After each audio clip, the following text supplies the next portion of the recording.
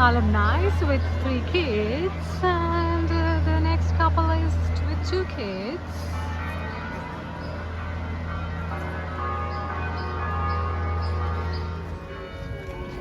It's still around, yeah. They've expanded it actually. It's absorbed the Ivy Room. Just below the Ivy Room. It's absorbed it. So the Ivy Room is gone now. It's just expanded. Yeah. So Cornell was revolutionary in a lot of ways. This is kind of a testament to that. But one of the ways Cornell was revolutionary is we were the first Ivy League to admit a student of Asian descent in 1871. First Ivy League to admit a student African descent rather, Mr. Haiti, in 1869. And we admitted our first woman in 1871. We'll get to it in a second and talk about Sage Hall. We're also home to the founding chapter of Alpha Phi Alpha, the foremost African American fraternity. This is a memorial to that with the names of the founders.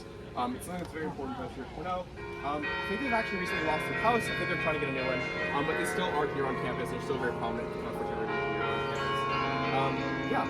With that, we're going to roll up here, across the bridge, and up the stairs, or up the hallway. Well, down through the guy, and I didn't look into that. and then they took it off, but there was still a spot. In fact, it's gone. I don't know what happened. It might have been replaced. Where was it? Where that big circle it was in front, right in front. Interesting. There is a circle right there. I'll ask the university historian. So yeah, no, this is great.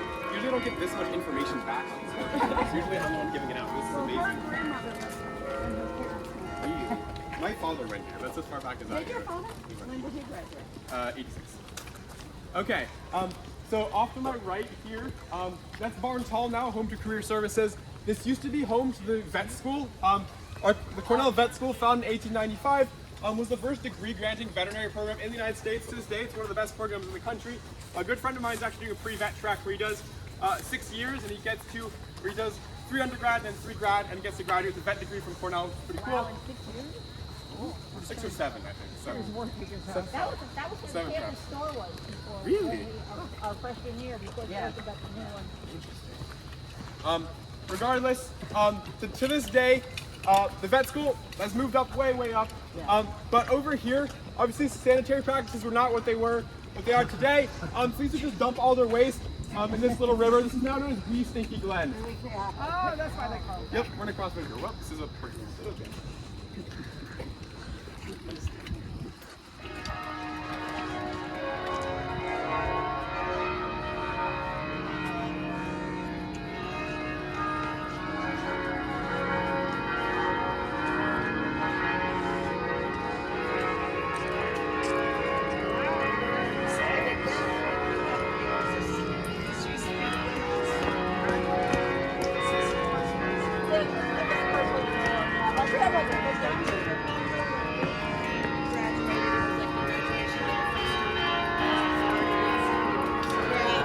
And they were talking about they had to live down there.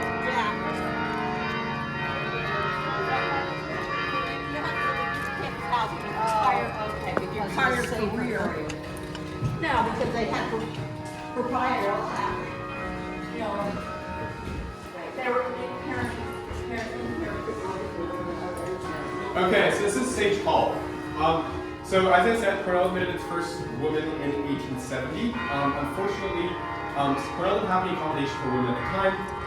Actually, an unfortunate legacy is that Goldman Smith, who was Cornell's first very prominent professor, resigned as a result of the fact that Cornell admitted a woman. He was very against it. It's kind of unfortunate to stand on his legacy. Do your own research about him. He's not the greatest of guys. I know there's some controversy about that, but I'll let you do that on your own. Regardless, Henry Sage, so the woman had to travel from, I believe it's from Watkins Glen every day, had to commute, so she had to drop out about halfway through the year. Henry Sage, again, the guy who donated sage and who endowed money to Cornell instead of Jenny McGraw, was a very strong proponent of having women at Cornell. A.D. White as a Cornell as well. A.D. White to the point where there was a board of trustees meeting where they were deciding this, and everybody's against him, other than Henry Sage. And his solution to that was essentially filibuster. He just kept talking for 4 straight hours until Cornell accepted, or the board of trustees accepted women at Cornell. This is prior to admission of the first woman to the story. But Henry Sage felt very strongly that women should have a place here at Cornell. So he endowed money to Cornell to have this building built on the condition that it would house women. So it was our first women's dorm here at Cornell. Right outside there, you'll see on the side of the building it says endowed by Henry Sage, built in 1874. This building also has one other little anecdote related to it. In 1874, the building was being inaugurated. Ezra Cornell said in his inaugural speech that he had laid a time capsule, a letter from him, that stated what his greatest worry for the university was, only to be recovered in about 200 years later. It's in the capsule, it was in the corner of the building. So Cornell renovated this building in the early 2000s to make way for the College of Business, so we didn't open the time capsule a little bit early. There's a lot of anxiety. There would be a letter from Ezra Cornell about how he feared women being a huge issue for Cornell University. Turned out it wasn't. Does anybody guess what he was really worried about? Does anybody know? So Cornell was non-denominational. He was really worried that people would discriminate against Cornell because they have a set religion, and that religion would be the death of Cornell. This is what he was really worried about. And it turns out he was wrong. So we're going to go inside, and I'll show you. To Sage College.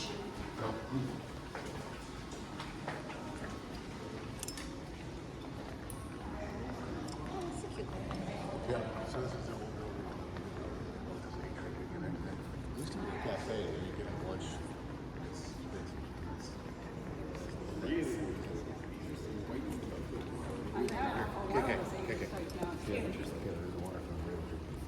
Yeah, if everybody needs a bathroom break or a water break, bathrooms are right there.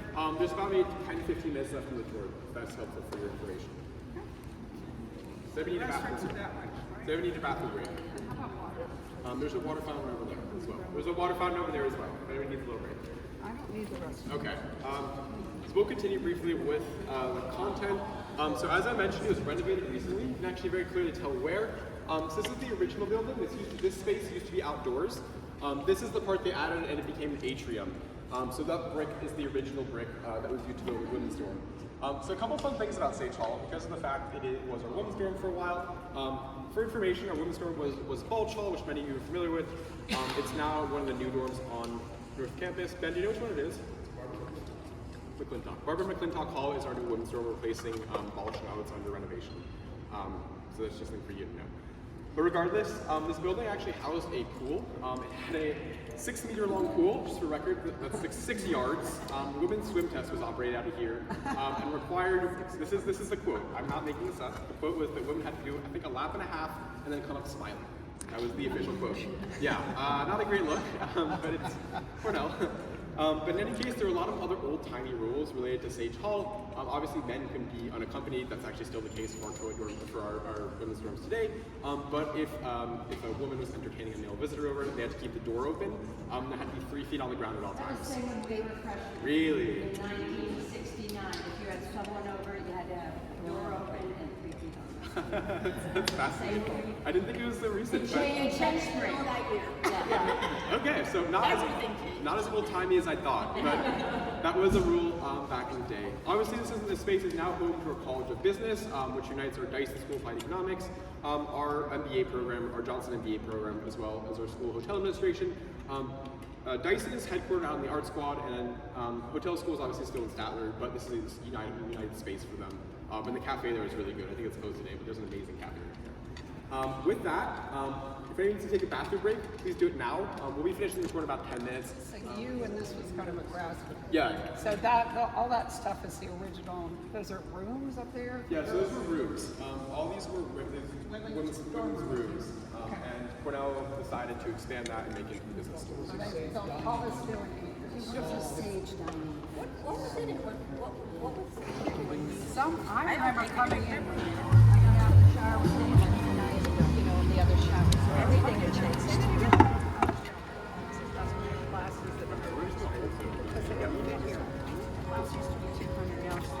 Strictly speaking, part of the historical tour, but right, we're gonna roll this way. Right behind you is Duffield Hall. It's one of our newer buildings here on campus. It's replaced, it's not replaced anything. But it's a brand new central space for the College of Engineering and the College of Engineering expanded on in the last 15, 20 years. Just for you to know. Right there, can you tell me the building that is? Statler.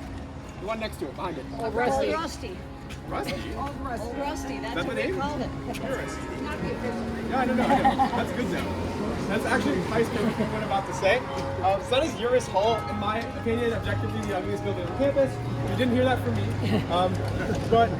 Yeah, I love the old Rusty thing. It actually is a cafe inside called Rusty's now.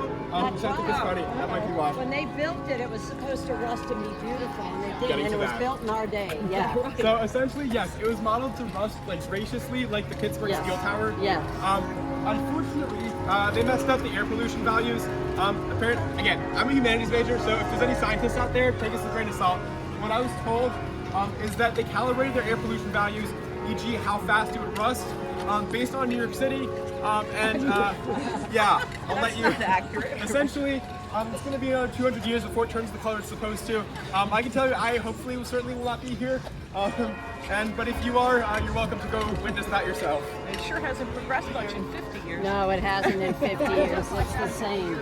Yeah, I'm not optimistic. Also in there is a collection of brains. I think that's been around since forever. There used to be 150 of them Used to be over in the here. early 1900s. But today there's only 8 of them, and they're just kind of like there. There's not really like a specific collection. Just you walk to class. 3rd floor of Uris. Really? Yeah, there's just 8 of them. Human. Yep, Human yep, brain. yep, human brains. Actually including the brain of one Edward Ruloff. Watch out behind you. Including the brain of one Edward Ruloff.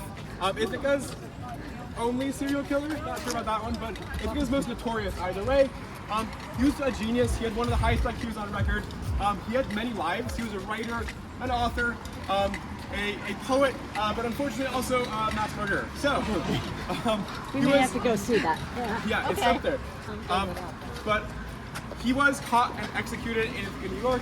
And allegedly, his last words before he was executed were, "Hurry up, I want to get to hell in time for dinner." So, a comedian too. But his brain was put in the collection. It's still one of the ones we have to this day. And as far as I can tell, it looks quite normal. But I'll let you guys be the judge of that. I mean, as normal as a brain in a vat's going to be. But Yeah. I'll let you guys be the judge of that. So with that, I'm going to kind of just wrap up our tour today by talking about the ways Cornell has changed in especially the last 30, 40 years. So obviously, as a Cornell 80 weight, we would have never anticipated Cornell being the size it is today. It was about 23,000 students, of which 16 to 17,000 are undergraduates. Remember, our first graduating class was 460 people, of which grad students didn't exist yet. And today we're much, much larger. Cornell's expanded. We have a campus in New York, Roosevelt Island, the Cornell Tech campus. We have a campus out in Qatar, Wild Cornell in Qatar, as well as Wild Cornell in New York City. Cornell continues to expand. Even in the 4 years I've been here, the campus has expanded like crazy. Those campuses have been built up, and that's something we want. Something else that Cornell has done quite well, that Cornell's expanded, is by inclusivity. In the last century, Cornell's made huge strides that included people who were traditionally represented universities here.